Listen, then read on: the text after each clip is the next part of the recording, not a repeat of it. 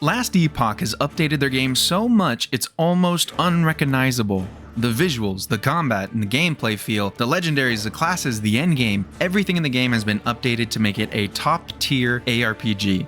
Ever since my review a year and a half ago, I've been coming back to the game every so often to try out a build or see what new changes have been made, but recently I came back to the game and I haven't put it down since. If you've joined any of my Twitch streams recently, you've heard me constantly trying to sell Last Epoch as one of the best ARPGs out right now, because while it's not perfect, I think the game has come so far in the last year and is moving fast in the right direction. To put it simply, Last Epoch prioritizes fun gameplay above anything else, and the dev team behind the game is doing a great job at balancing their ideas with what the community asks for. And while yes, you can say that the game has been in early access for a pretty long time, and you can also say that the game is set at $35 right now without a word of a sale, I think that the current state of the game and the content updates that are regularly pushed out speak for themselves, and make me feel like the wait and price are well worth it. Anyway, everyone can rejoice because the biggest news to come out of Last Epoch recently is that the team is targeting a 1.0 release date sometime at the end of this year. But I don't really want to focus on the stuff that's upcoming. In this video, I want to talk about the game right now, talk about my favorite parts of it, and a few of the amazing updates they've made since my last video. But before that, really quick, I want to thank you for watching the video. If you'd like to talk to me live, I stream fairly frequently on Twitch, so come join me in the community over there. Also, if you love my content and would like to support the channel, consider joining as a member for $1 to get some cool perks, including special access to our community Discord. Alright, that's it. Back to the video. First, let's talk a little bit about the visuals. The characters and the world are colorful, full of detail and life, and while not every location is brimming with as much life as the starting areas, even the later ones have been updated to be dark and ominous, or full of fire, or deep underwater in a temple of a sea god, full of dark blues and shimmery water reflections. I know that visuals are usually updated last because you want a functioning game before you focus on that stuff, but in Last Epoch's case, I think the updated visuals are a huge deal.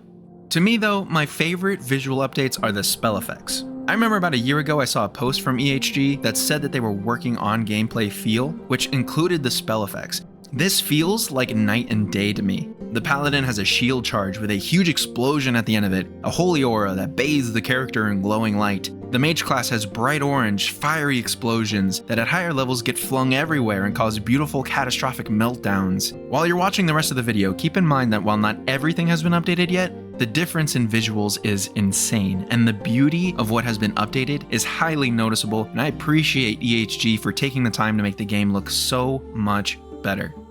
Moving on. The next big update that Last Epoch recently received was a complete overhaul to the start of the game, basically what would be considered Act 1. Originally, the first act was a little bit confusing, and I remember getting through it pretty quickly. Part of the problem was that all of the setup to the game, all of the story, the characters, your reason for being there in the first place, it was pretty unmemorable, meaning you would go through the rest of the game without a clue as to what you were doing and, more importantly, why you were doing it.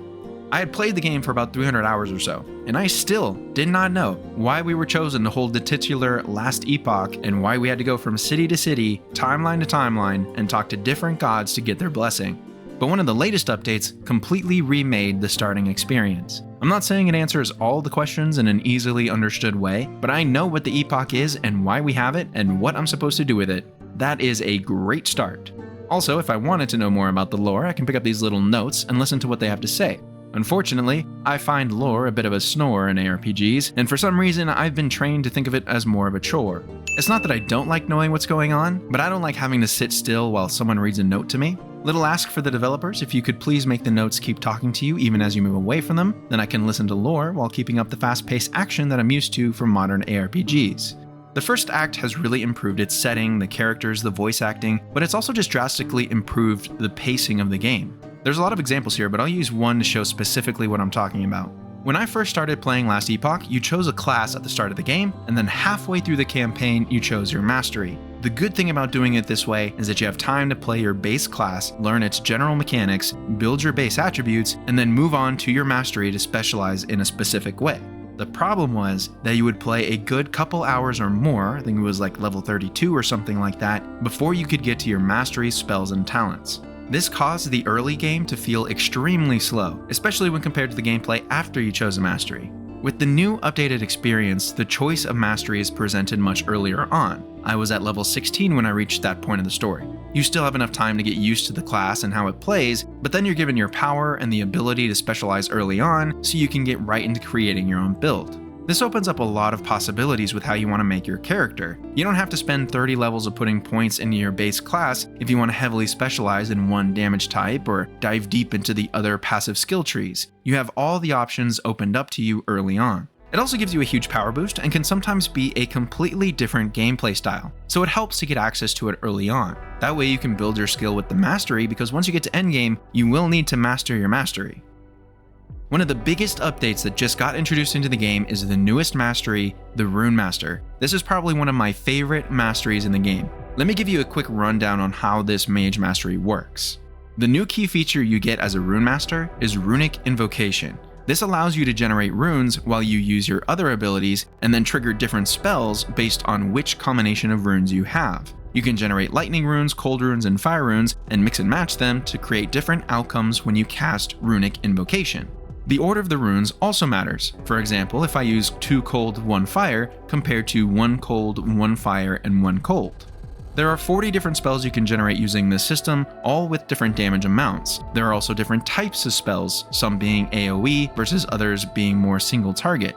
The complexity comes with knowing what spell to use in what situation, and knowing how to generate the runes that you need to power your build. I'll take my own Runemaster as an example. I built my Runemaster into a fire-focused damage over time build. I have 4 different sources of fire damage over time, and I can trigger Runic Invocation to launch huge explosions, causing everything to burn around me.